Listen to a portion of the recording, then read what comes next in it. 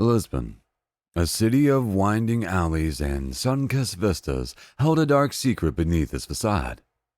This is the story about one of the most bizarre and weird murder cases to have ever happened.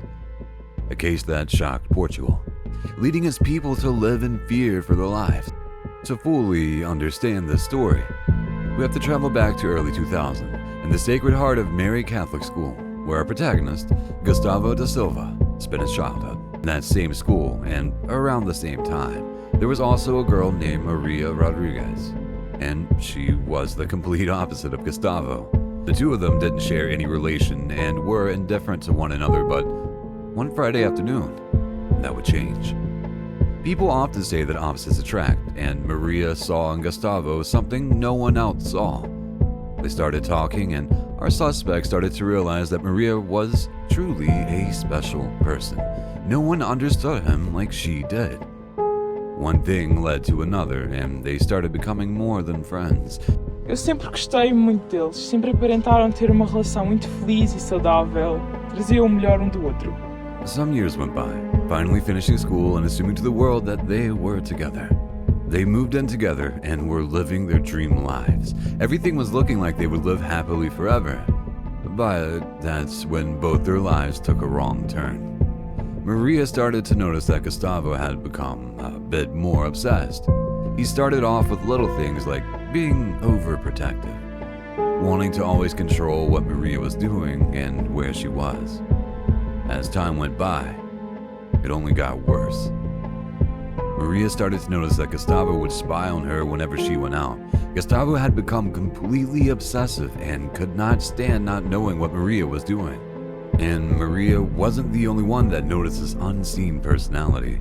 Ele parecia parceiro ideal, companheiro, justo, tinha uma relação parecia de sonho, mas de repente tornou-se muito instável e muito obsessivo. Maria was blinded by love. She could not see past the boy that she met when she was younger, who was sweet and kind. However, love can only go so far. Maria was no longer happy in this relationship. Gustavo did not handle this news well. He, a boy who lived his whole life by himself, now could not spend a minute without Maria.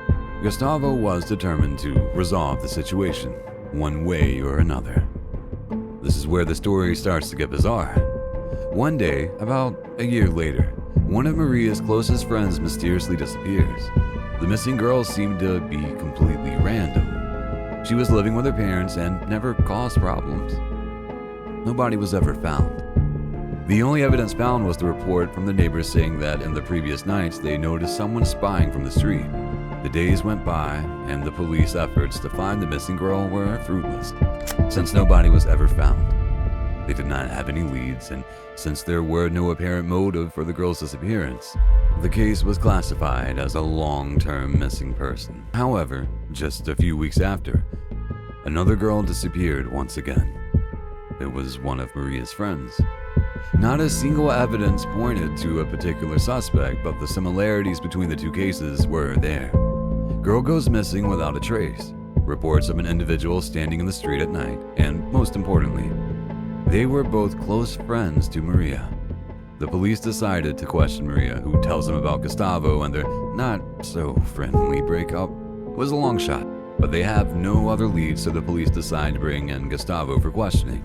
However, they can't seem to find him. He has vanished without a trace. The plot thickens. Gustavo is starting to look like a very viable suspect. The police decide to reopen the case of the first missing girl and double their efforts to find her, while also looking for Gustavo. The crimes don't stop. 2 weeks later, another girl disappears. The police are going crazy because, at this time, they are pretty sure about Gustavo, but they just can't find him. Gustavo keeps escaping from the police, but manages to kidnap another girl right under their noses. At this point, there is no clue indicating whether the missing girls are just missing or if they've been killed, so the authorities once again increase their efforts to capture Gustavo. In the middle of this, Maria is being kept under surveillance, in the hope that Gustavo decides to talk to her, or worse. A few weeks later, Maria receives a letter from an unknown person. Upon opening it, she realizes it's from Gustavo. He was admitting to his crimes and telling her to come to a given address alone if she wanted to get her friends back. Maria is almost certain that this is a trap, but she must confront him. She is the only one who can stop this. With determination and fear in her heart, she goes to meet Gustavo.